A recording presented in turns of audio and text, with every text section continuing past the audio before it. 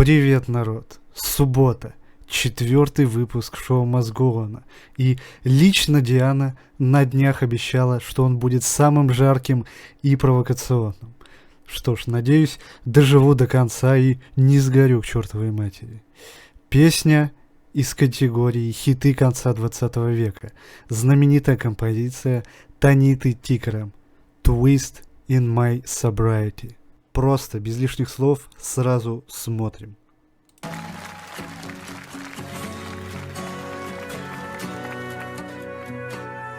Смотрите-ка, как заводяще. Диана обещала, что сегодня будет огонь. Ритмика правильно.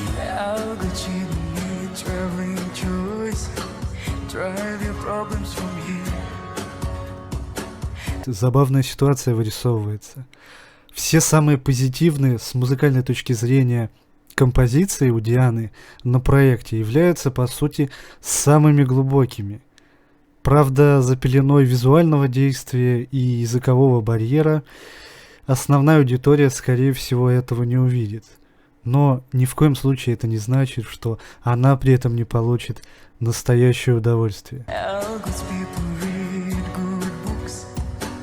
Now your conscience is clear. I hear you talk, girl. Now your conscience is clear. In the morning when I wake my brow, wipe the mile away. I like to think I can be so real. I never do what you say. I never hear you. Песня, по большому счету, второй Human. В исполнении Дианы она такая же зажигательная, такая же кочевая.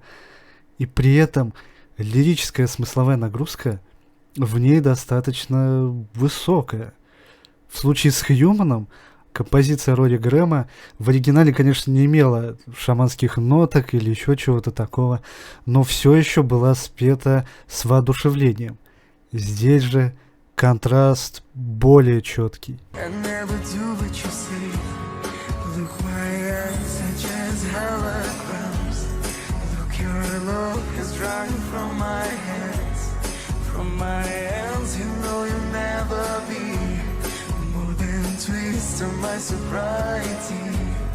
More than twist of my sobriety. More than twist of my sobriety. Спела эту песню, когда была примерно в том же возрасте, что и Диана. Песня о сложных отношениях молодой, буйной души с окружающим миром в этот период жизненный, о фактическом закате детства и вступлении во взрослую полноценную жизнь. А соответственно для Дианы она подходит более чем и актуальна как никогда.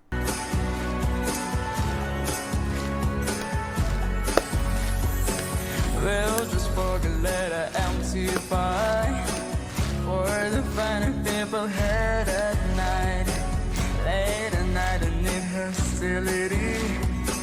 That time's mine, then pulls so free. I don't care about the different thoughts.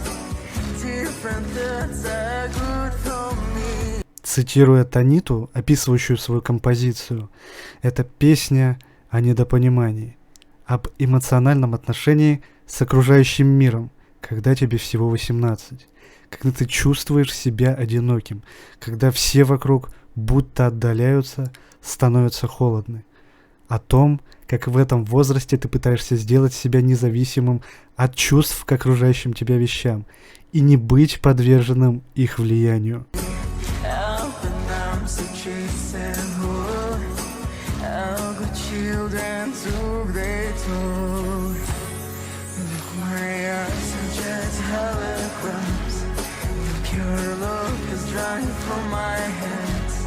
From my hands, you know you'll never be more than twist of my sobriety.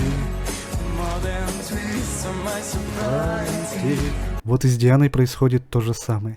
Именно эта песня, именно в таком, как отметила Диана, провокационном виде демонстрирует, что девочка вообще-то уже выросла. Она вольна принимать сама решения, Не надо ей диктовать условия со стороны.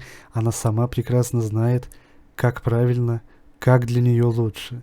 И если хочется отрываться на сцене таким вот образом, то так оно и должно быть. More than twist in my sobriety.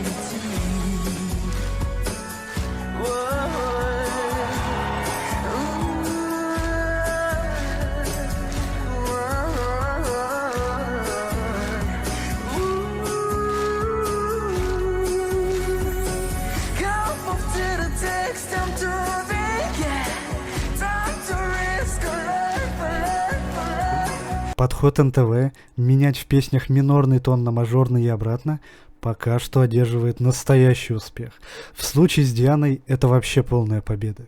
Если в таких рамках заставлять себя раскрываться по-новому в нетипичной обстановке, при этом исполнять композиции с текстами, которые полноценно отражают те или иные грани твоей души, то на выходе можно получить только сущие шедевры.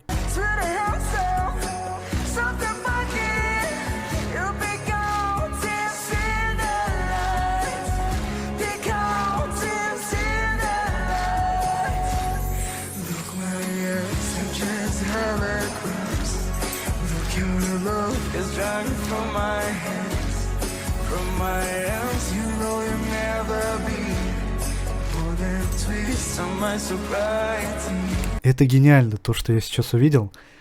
Я говорю не только о музыкальной составляющей песни, о ней даже в меньшей степени.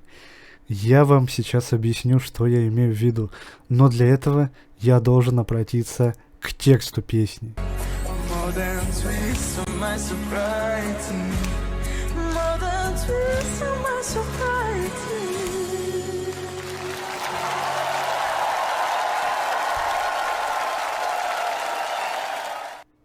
More than twist in my sobriety.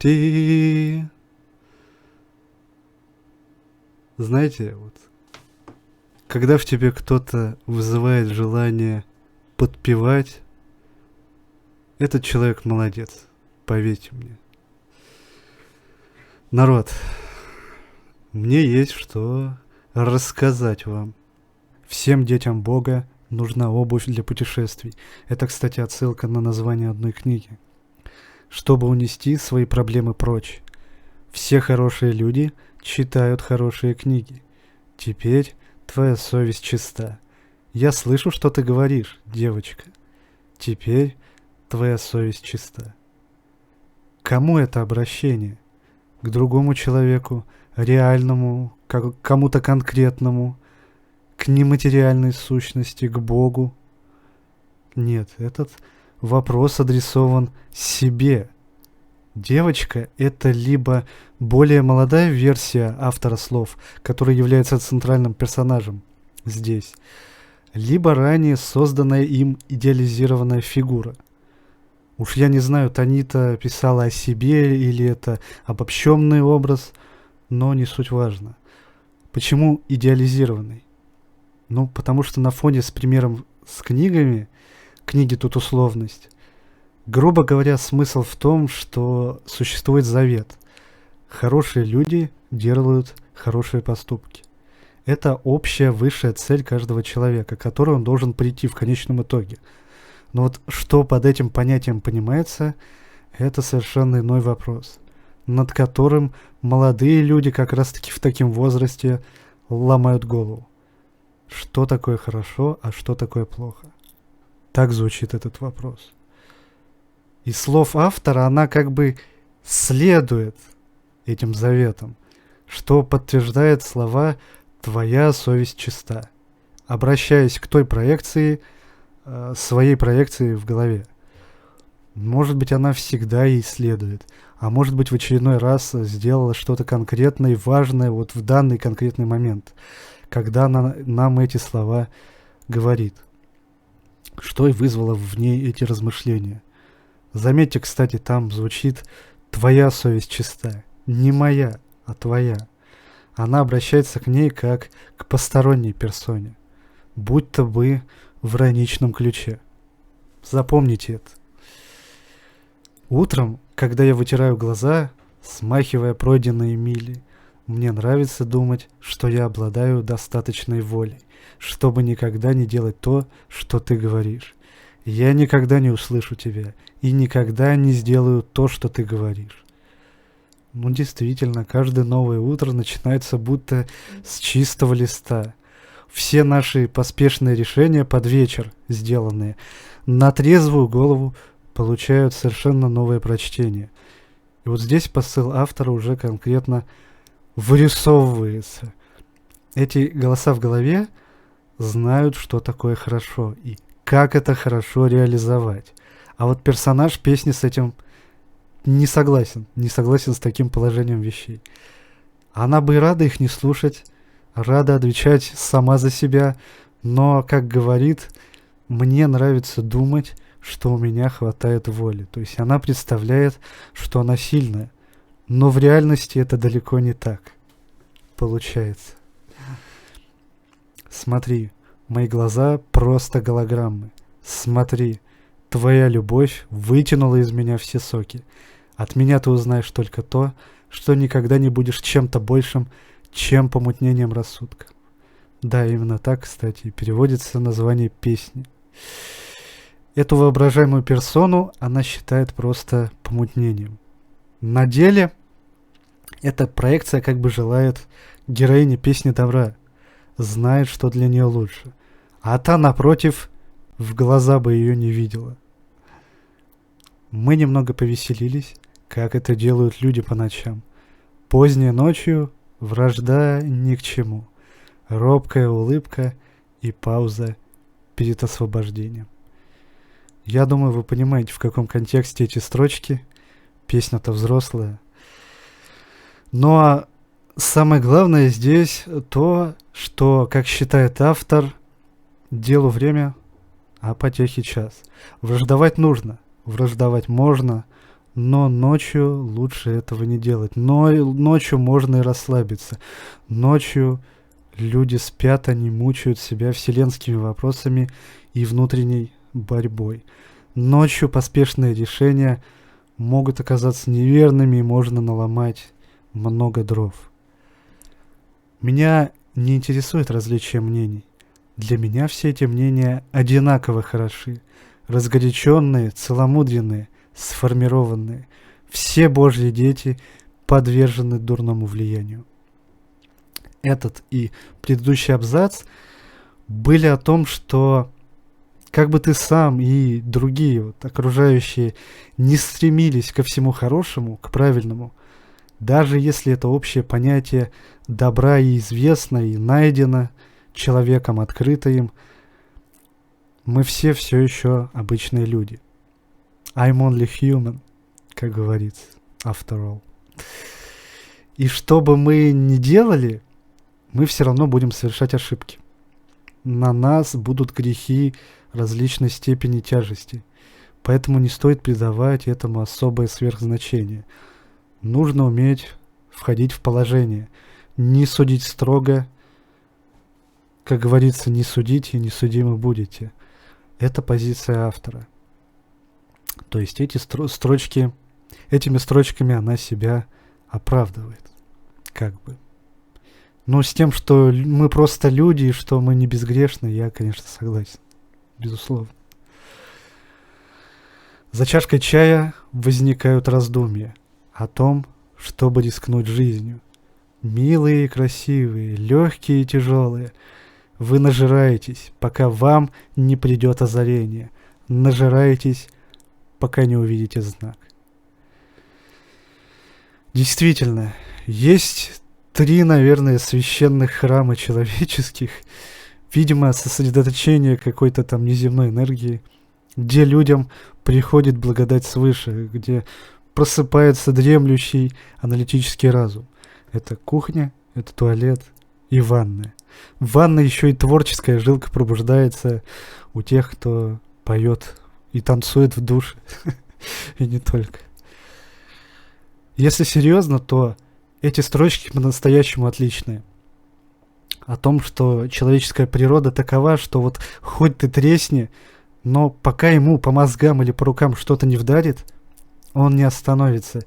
Нет никаких ограничительных рамок. Сами по себе люди себя контролировать могут с большим трудом, за исключением редких индивидов. Они будут нажираться, нажираться это образное выражение, поглощать, потреблять, набивать свой желудок, карманы, все что угодно другое, пока что-то извне их не остановит. Законы, грубая сила, табличка с изображением, там, я не знаю, с надписью «Стоп» или восклицательный знак, что угодно, еще какие любые другие методы воздействия.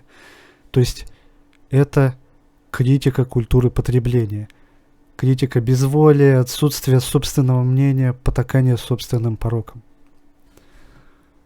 Куча людей читают газеты, вчитываясь в каждое слово от и до. Симпатичным людям, недовольным людям должны продавать те новости, которые продаются. Ну да, культура потребления так и работает. Находишь у человека слабое место, то, что для него важно, и дальше эксплуатируешь его потребности, крутишь как хочешь. Так, по сути, происходит в реальном мире. Итак, народ, это поистине гениальное произведение. И стало оно таковым в тот же миг, как его предложили Диане. Предложили спеть. Из того, что я сейчас говорил, я думаю, вы уже поняли почему. Если этот вопрос все еще у кого-то остается, о чем же эта песня? Отвечаю. О внутренней борьбе человека между ним и той проекцией, которая сидит у него в голове. Продолжать ли жить в реальности или следовать тому, что тебе заливают в уши со стороны? Принять синюю или красную пилюлю? Бороться, рискнуть поменять свою жизнь, когда наконец-то на тебя спускается озарение, или же плыть по течению, сделав свою жизнь серой, бессмысленной, но зато в принципе безопасной. Книги — это благо. Это источник знаний, в них невозможно ведь сомневаться. Хорошие книги обязательно научат только хорошему. Почему? Потому что все так считают. Медиа оттуда тебе тоже расскажут и покажут, как правильно жить, укажут, где зло, где добро. Друзья, коллеги всегда дадут советы, всегда покажут тебе, как правильнее поступить. Все ответы, они вокруг тебя. Зачем тебе вообще самому о чем-то задумываться? Просто протяни руку, просто обратись, и тебя направят по нужному пути. А после этого уже в твоей собственной голове сформируется такой маленький человечек, который будет корректировать твои действия по заданному шаблону. Не даст тебе сойти с неверной тропы. Не даст тебе поменять жизнь на неправильную. Какого мнения автор на этот счет? Ну, мнение автора на этот счет однозначно. Во всяком случае, таково оно было, когда в тот период, когда она ее спела первый раз. Противоборствие безволию. Она за то, чтобы самой выбирать свой путь. Даже если совершаются ошибки. Если за них приходится расплачиваться. Но одно дело думать и совершенно другое делать в реальности. Получается ли?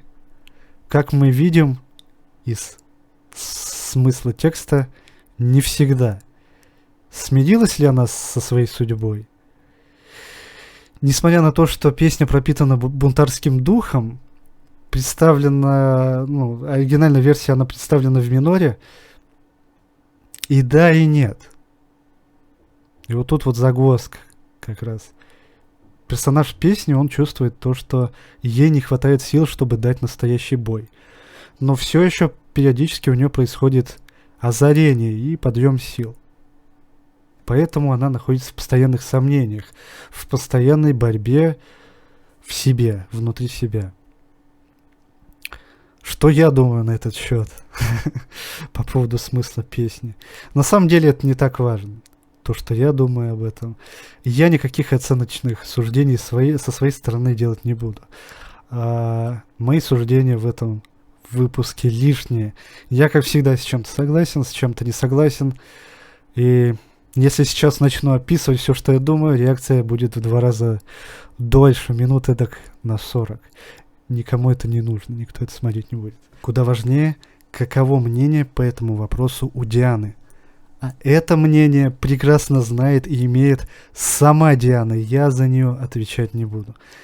Какие бы выводы она ни сделала по этой песне, важно то, что она досталась именно ей. Ценность этой песни как раз в том, что она дает пищу для ума. Я просто похлопаю тому человеку, который ей ее предложил. Это в очередной раз чисто ее песня по духу, по смыслу, по важности поднятых лично для Дианы вопросов, над ответами которых Диана уже наверняка размышляла, когда работала над этой песней, и будет размышлять в дальнейшем, безусловно. Если в оригинале были больше абстрактные рассуждения, душевные переживания, депрессивный тон во взгляде на настоящее и будущее время, то в интерпретации Дианы, помимо анализа, идет еще и настоящая насмешка над темой. Да, Диана повторяет те же самые слова, но как? Она совершенно уверена в себе, произнося их, что отражается не только на ее настроении, но и на внешности. Она принимает эти трудности с улыбкой на лице, в танце, говоря миру: «Ну попробуй меня взять, я готова». Что полностью характеризует Диану. Это сильная, позитивная личность, которая никогда не сдастся. В 1000-й раз повторю, что текст песен и музыка — это просто набор букв и звуков. И вот когда они попали к Диане, та придала им свой смысл. К сожалению, для многих преградой к осознанию гениальности того, что сейчас было, будет языковой барьер. Но даже и эти люди оценят этот номер по достоинству, как минимум с музыкальной точки зрения, я уверен. А те же, кто понимает еще и смысл, кто поняли смысл, вообще будут рукоплескать этому выступлению Дианы. Я нисколько не сомневался, что из тех песен, которые понравились Диане на проекте, именно это в ее списке. Многие наверняка удивятся, но это выступление Дианы на проекте, по моему личному мнению, самое крутое, самое необычное, и кто знает, возможно, лучшее. По прошествии времени я это для себя решу. Знаете, по поводу оценок я больше не произнесу ни слова. Ни сегодня, ни до конца передачи. Ни в отношении Дианы, ни в отношении других участников. Отмечу лишь то, что сегодня мы увидели по-настоящему лучший выпуск из всех, что были. Провальных номеров было максимум парочка. И напротив, практически все артисты выдали свой максимум. И это радует. Я надеюсь, эта тенденция продолжится. Все остальное, кроме выступлений участников, не нужно никак оценивать и придавать этому значение. Я думаю, так будет правильно. Чему и вам советую. Народ, это было круто. Ждем 5-ю неделю шоу Must Go On. Ну а пока переходим на официальный канал к Диане. Смотрим все последние видосики, оцениваем, оставляем комментарии, набираем ей просмотров. Вы можете присоединиться к сообществу Дианомании ВКонтакте, кстати. Короче, делайте все, что нужно. Не мне же, как говорится, вас учить.